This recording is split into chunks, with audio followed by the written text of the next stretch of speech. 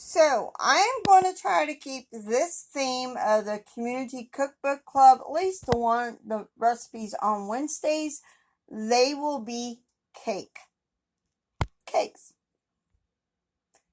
So this recipe, first recipe of the theme for the month of September, isn't really a cake, but I'm going to say it's a cake, and it involves chocolate. So I'm dividing this recipe up because, I'm a empty nester, and, hubby don't eat a lot of sweets a lot of times. So this is what we're making. We are making brownies. So this should make 4 batches of brownies.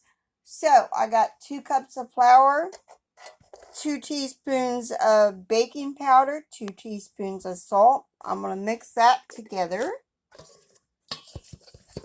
in a bowl. And this says to grab a second bowl, which, I'm not going to do that. I'm just going to scoot this flour mixture over here, and we're going to add the other next ingredients. So let me get those together.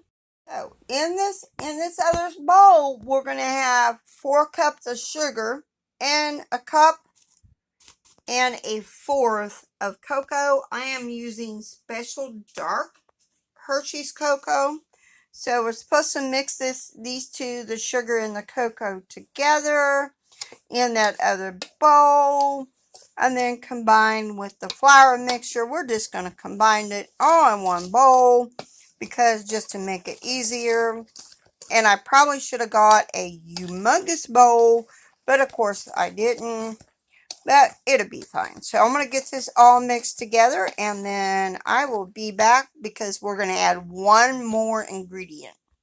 So now for our brownies, we are going to be cutting in a cup of shortening. Like I said, I divided this. We're going to cut in a cup of shortening, and you may need to get in there and use your hands.